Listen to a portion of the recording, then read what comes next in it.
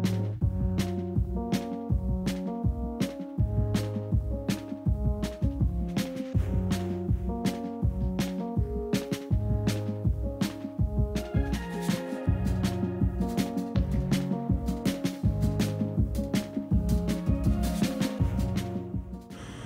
Everyone, আসসালামু আলাইকুম। আশা করছি আপনারা সবাই অনেক ভালো আছেন।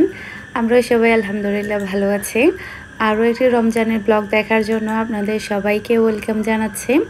তো আজকে আমি আপনাদের সাথে শেয়ার করছি 3 নাম্বার রোজা, আর এটা হচ্ছে রাতের দিক দিয়ে। তো আমি হচ্ছে সেহরির জন্য রান্না করব। তো ভাবি হচ্ছে আমাকে সব কিছু রেডি করে দিয়েছে। এখন হচ্ছে জাস্ট আমি রান্নাটা বসাবো।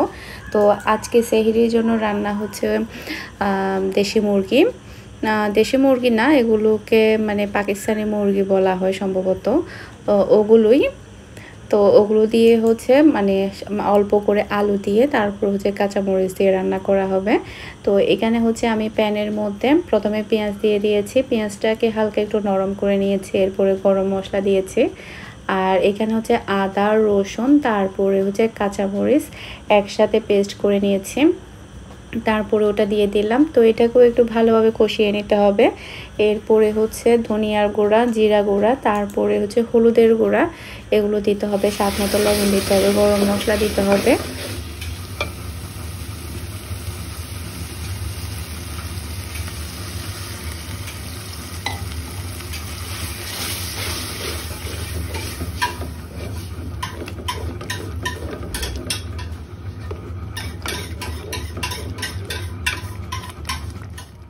তো এখানে হচ্ছে আমি মশলাটাকে ভালোভাবে কষিয়ে নিয়েছি। এখন হচ্ছে আমি মুরগির মাংসটা দিয়ে দিব। আর আমাদের বাসায় হচ্ছে সেহরির রান্নাটা রাতে করা হয়, মানে 11টা-12টার দিক দিয়ে করা হয়, কারণ ইফতারের সময় শুধুমাত্র ইফতারের আয়োজনটা করা হয়। তো যেহেতু সেহরির সময় খুব বেশি খাওয়া হয় না, অল্পই রান্না করা হয়, তাই রাতের দিক দিয়ে করা হয়। আর দেখা যায় ইফতারের পরে কিন্তু আর তেমন কোনো কাজই থাকে না বলতে গেলে। আর রমজানের সময় বিশেষ করে দেখা যায় বাসায় তেমন কোনো কাজই থাকে না, মানে শুধু সেহরি আর হচ্ছে ইফতার। আমার কাছে রমজান আসলে তো খুবই ভালো লাগে, কারণ কাজ কম করতে হয়, সকালে নাস্তা বানাতে হয় না, দুপুরে রান্না করতে হয় না, সন্ধ্যার কোনো নাস্তা বানাতে হয় না। নর্মালি কিন্তু যখন রমজান থাকে না তখন কিন্তু বলতে গেলে সারাটা দিনে রান্না করে চলে যায় মেয়েদের, কিন্তু রমজানের সময় একটা টাইম থাকে। অনেকে তো দেখা যায় যে মানে সে ইফতারের সময় কিন্তু সেহরির রান্নাটা করে ফেলে, যেটা কিনা আমিও মানে করতাম, মানে ইফতারের সাথেই কিন্তু আমি সেহরির রান্নাটা করে ফেলতাম। তো এটা হচ্ছে পরের দিন আমার হচ্ছে একটা চকলেট কেকের অর্ডার ছিল, এই যে। তো এটা হচ্ছে আমাদের চাঁদ গাবাসিকেই যাবে, এই যে। আর কেকের ডিজাইনটা সম্পূর্ণ আমার উপর ডিপেন্ড করে দিয়েছে। তো আমি আমার মতো করে আসলে একটু ডিফারেন্টভাবে করা ট্রাই করেছি। মাঝখানে 3টা M1 নজেল দিয়ে ফ্লাওয়ার দিয়েছি, এরপরে সাইডে একটু দিয়েছি। জানি না আসলে কেমন লেগেছে, তবে যেহেতু আমার উপরেই মানে ডিজাইনটা ছেড়ে দিয়েছে, আমি আমার মতো করে আসলে তৈরি করেছি। সম্পূর্ণ ডিফারেন্টভাবে করা ট্রাই করেছি যাতে করে ওনাদের কাছে ভালো লাগে। তো আজকে হচ্ছে আমাদের বাসায় হালিম তৈরি করা হবে, তো চিকেন হালিম। তো এখানে হচ্ছে আমি রাঁধুনি একটা হালিম মিক্স নিয়েছি। নর্মালি কিন্তু এখানে পরিমাণ মতো সব কিছুই থাকে, ডাল থাকে, তারপরে মশলা থাকে, সবাই কিন্তু তৈরি করতে পারে। তারপরও আজকে আমি আপনাদের সাথে রেসিপিটা শেয়ার করব, কারণ যারা নতুন আছেন তারা হয়তো বা জানেন না কিভাবে রেডিমেড হালিম মিক্সটা তৈরি করা হয়। তো আজকে আমি আপনাদের সাথে ফুল রেসিপিটা শেয়ার করব। তো এখান থেকে আমি 2টা প্যাকেটই বের করে নিয়েছি। তো বড় প্যাকেটটা হচ্ছে ডাল আর ছোটো প্যাকেটটা হচ্ছে মশলা। তো প্রথমে আমি যেটা করব, ডালটাকে একটা বাটির মধ্যে নিয়ে নিচ্ছি। তারপরে হচ্ছে আমি চুলার মধ্যে গরম পানি দিয়েছি, একদম ফুটন্ত গরম পানি এখানে ঢেলে দিতে হবে। প্রায় হচ্ছে আমি এখানে মানে 3 কাপের মতো গরম পানি এখানে গরম করেছি। এরপরে এটাকে নেড়ে চেড়ে ভালোভাবে মিশিয়ে নিতে হবে, যাতে করে কোনো প্রকারের দলা পাকিয়ে না থাকে।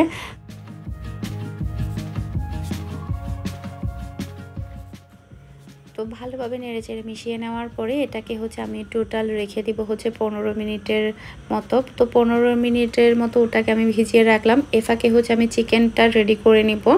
তো প্যানের মধ্যে হচ্ছে আমি পর্যাপ্ত পরিমাণ তেল দিয়ে দিচ্ছি।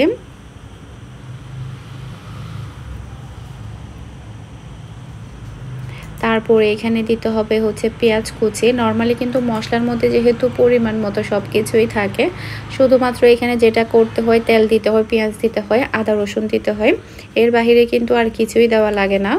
আর সামান্য একটু লবণ দিতে হয়। নর্মালি মশলার মধ্যে কিন্তু যথেষ্ট পরিমাণে লবণও থাকে, তো আপনারা আপনাদের টেস্ট অনুযায়ী একটু আইডিয়া করে লবণটা দিয়ে দিবেন, তাহলে কিন্তু একদম বরাবর হয়ে যাবে। তারপরে হচ্ছে আমি এখানে আদা রসুনও দিয়েছি, এটাকে আমি ভালোভাবে কষিয়ে নেব। এরপরে হচ্ছে আমি চিকেন দিয়ে দিব। তো এখানে হচ্ছে আমি চিকেন নিয়েছি প্রায় 1.25 কেজি, মানে 1 কেজির চাইতে একটু কম হবে এখানে চিকেনটা।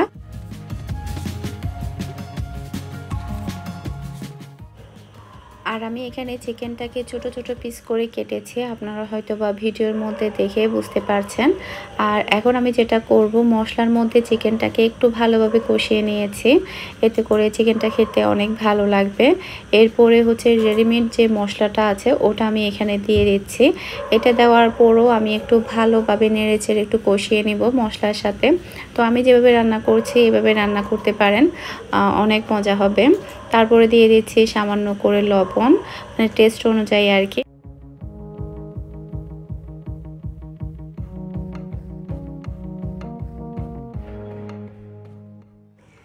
এখন আমি চিকেনটাকে এই মশলার মধ্যে প্রায় 4 থেকে 5 মিনিটের মতো একটু ভালোভাবে কষিয়ে নেব। এতে করে দেখা যাবে মশলাটা চিকেনের ভিতরে ভালোভাবে যাবে, মানে কোনো প্রকারে পানি না দিয়ে। তো আমি 4 থেকে 5 মিনিটের মতো একদম ভালোভাবে কষিয়ে নিয়েছি। তো এই যে দেখতে পাচ্ছেন একদম ভালোভাবে কষানো হয়ে গিয়েছে। তো এখন হচ্ছে আমি একটু পানি দিয়ে দেব, যাতে করে মাংসটা একটু ভালোভাবে সেদ্ধ হয়। এই যে দেখতে পাচ্ছেন, প্রথমে কিন্তু আমি তেমন একটা কোনো পানি দেইনি, শুধুমাত্র মশলার উপরে কিন্তু মাংসটা ভালোভাবে আমি কষিয়ে নিয়েছি। তো এখন হচ্ছে আমি সামান্য করে একটু পানি দিয়ে দিলাম, পানিটা আমি খুব বেশি দেইনি, অল্প করেই দিয়েছে। এরপরে হচ্ছে চিকেনটাকে আমি একটু কষিয়ে নেব, কষিয়ে বলতে একটু সেদ্ধ করে নেব। তো এখানে হচ্ছে আমার চিকেনটা মোটামুটি সেদ্ধ হয়ে গিয়েছে। এরপরে হচ্ছে আমি 15 মিনিট আগে যে ডালটা ভিজিয়ে রেখেছিলাম গরম পানির মধ্যে, এখন হচ্ছে আমি সেই ডালটা এখানে দিয়ে দেব।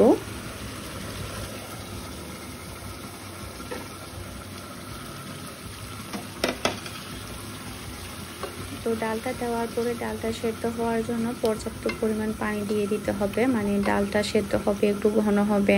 তো সব মিলিয়ে আইডিয়া করে হচ্ছে এখানে পানি দিয়ে দিতে হবে।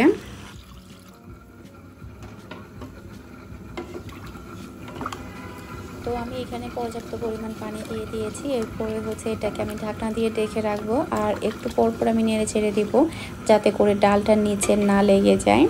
ঘন হওয়া অবধি আমি এটাকে জাল করব। আর পাশে হচ্ছে আমি চনা বুট বসাচ্ছি। তো এখানে হচ্ছে আমি প্রথমে পেঁয়াজ, তারপর টমেটো, এগুলোকে ভালোভাবে কষিয়ে একটু পানি দিয়ে দিয়েছি। এরপরে হচ্ছে এখন আমি গুঁড়া মশলাগুলো দিয়ে দিচ্ছি এখানে।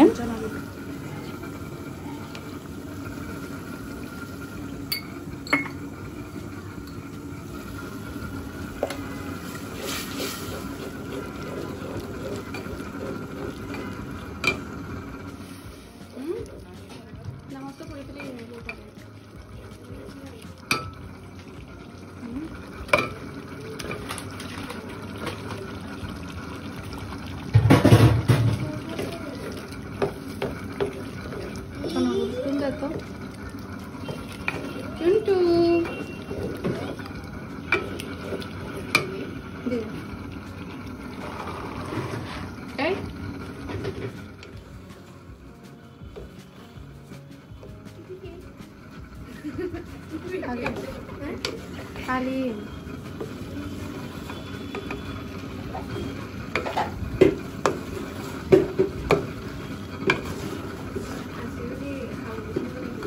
Nah, lo aja kira lu itu orang. Su. Enak bangki tau na. Enak kan gue pintam. Itu nanti gula-gula tai itu. Gula-gula tai itu deh. Mungkin mani hamsuror. Iya pola putih bangki tau. Oke, dah gula-gula lah itu na tuh.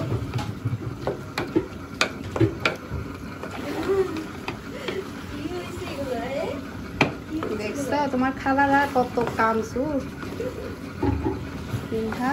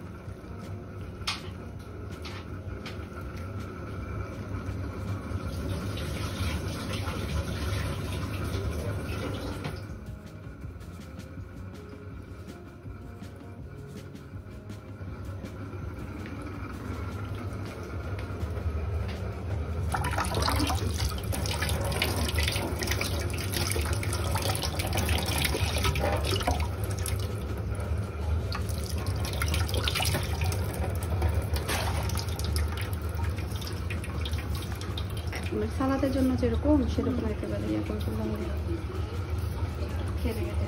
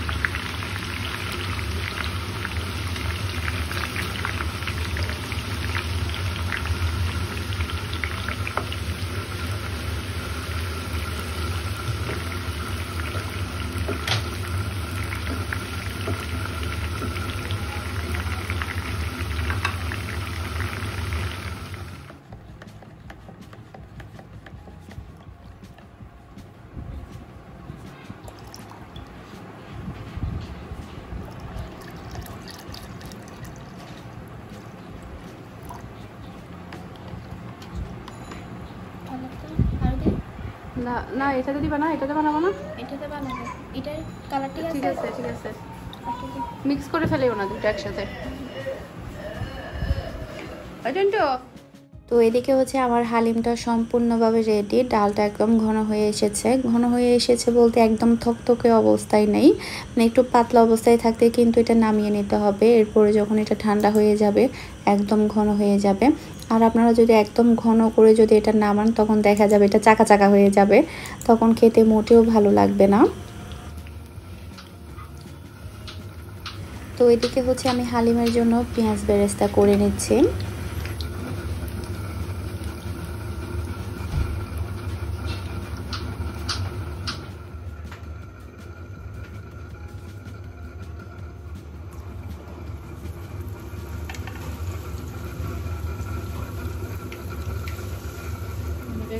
বেগুন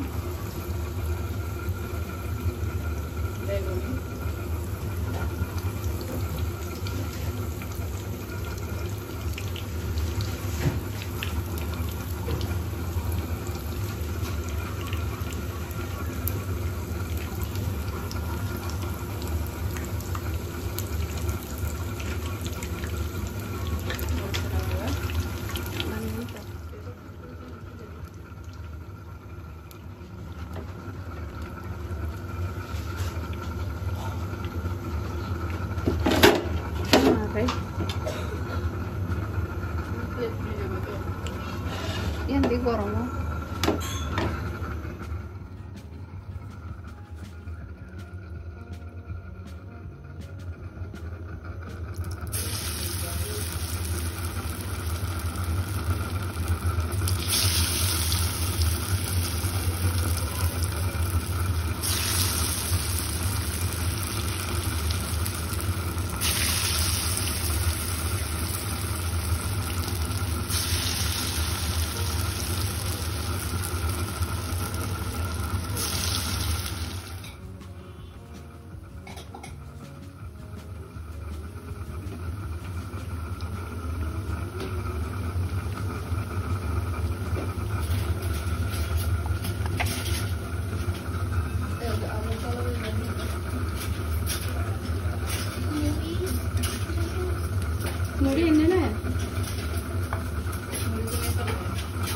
ছুরি এনে হল পাল্লায়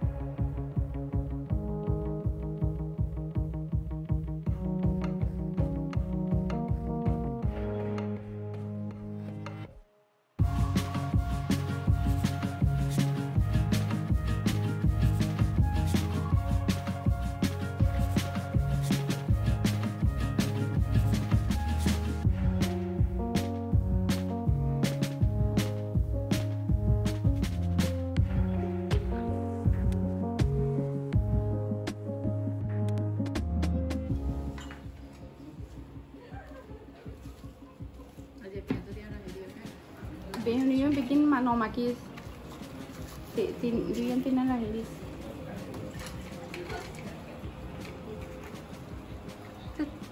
مش معصية ده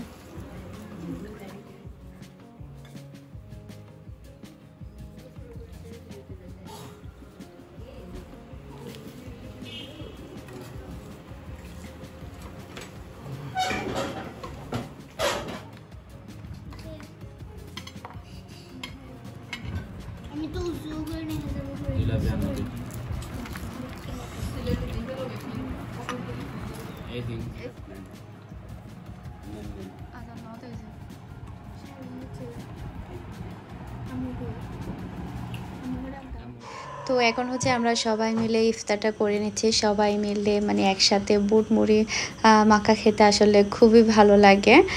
normally কিন্তু দেখা যায় একা যখন খাওয়া হয় তখন কিন্তু অত বেশি টেস্টি লাগে না।